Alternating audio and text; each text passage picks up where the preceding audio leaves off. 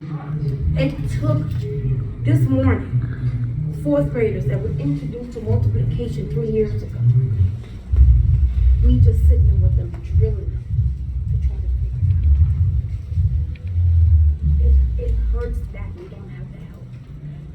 And you know how many IEP chairpersons we went through? They realized how much this is. Do you know how we advocate for in-person speech therapy? We want that. We want that because everything is better in person, but we don't have that. So guess what? Well, the speech therapist is in New York doing the virtual. I know they can't see them every day, but guess what? I see them every day. So guess what I do? I'm not the speech pathologist, but you're gonna speak to me, right? Oh no, oh no, put your tongue up here, put your tongue up here. I'm giving them speech therapists while I'm talking. Dancing with another one when I'm showing the other one the colors chart for place value. Multitasking.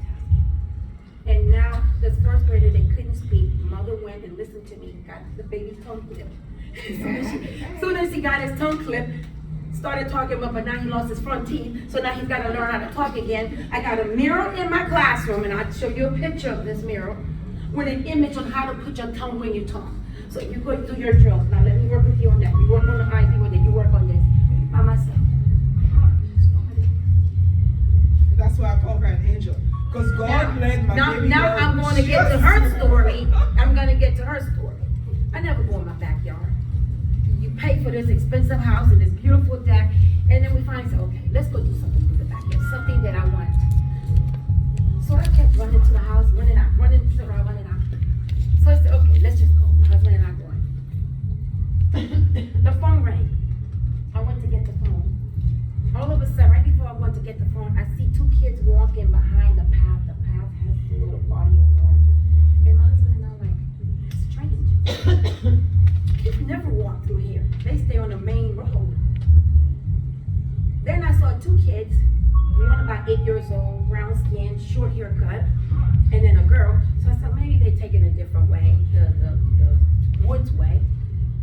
I go back to get the phone, come back, all of a sudden I see a little girl coming towards my backyard. And then my husband and I are looking in the path. Where's the brother? There's no brother. My husband goes out to look in the path, there's no boy. And I'm glad it wasn't just me, because I said I wasn't crazy. He saw, I said, you saw that boy too? I was like, okay. And I said, okay, this does not look good. I see her with a vest. So I know, kindergarten, what is she doing here? Why is she by herself? As a teacher, all the red flags are going on. So then I say, hello, how are you? What's your name? And all I got was, where do you live? No eye contact. Hi, my name is Vanessa. Where do you live? Where's your house? Where's your house? Where's your house? Where's your house? I said, okay, I know what's going on. I was a teacher. I see autism. And then that must have been the last thing the bus driver must have been asking me. Where's your house? Where's your house? Where's your house? Okay, so I said, okay, now I gotta call the police because I've never seen this child in my neighborhood. She's not my neighbor. We don't live in the same neighborhood. I recognize the kids in my neighborhood because I'm a teacher and I like to observe the kids. So what do? I said, well, before I call the police, the Holy Spirit leads me to look through her bag. I said, I know. I said, her parent is like, there's got to be a phone number here somewhere.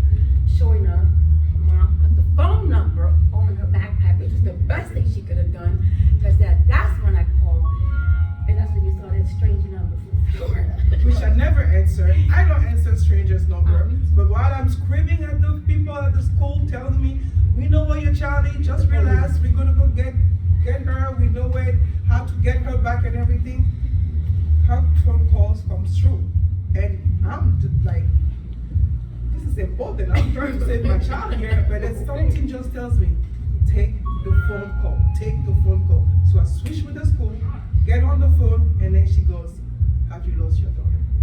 I don't wish any of you to hear that ever. I started to cry. I started to scream. I freaked out. My husband runs out from the house. What's going on? The school lost our baby girl, and this lady is on the phone asking me if I've lost my child. Because to me, maybe she's trying to get some ransom. Because I'm American, right? I'm already in this movie where somebody's going to ask me to pay some kind of money to return my child, and I'm freaking out. And she said, calm down, I'm here, she's okay, calm down. I'm trying to calm her down and tell her, listen, I'm a school teacher. It wasn't working. Everything she was I saying had was fingerprints out there. I didn't do anything. It was not working.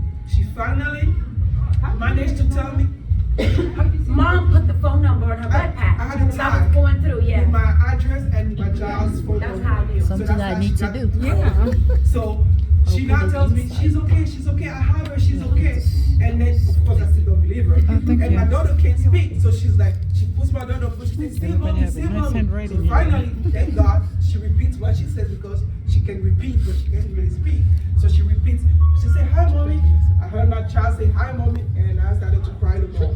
So my husband is not coming, he's like, okay. And then she's like, okay, this is my landline. I'm calling from the landline, let me text me your address. No, she said she's gonna text me her address. Before she could text the address, y'all, I call her back. I want my baby. Please, I want my baby. Give me my baby, please. She thought I was holding her child ransom. It was no more than 2 minutes, I'm sure. But I called her back. I was like, please give me my child. And it took us 15 minutes, the longest 15 minutes of my life to get back to her house after we got her address. We go there and my daughter is just like peachy, having some time, enjoying herself, not even aware. Oh wait, there's more. Out here. Remember in the back, I was like, who's that crazy person? She didn't even drive on the right. She had the street block slanted.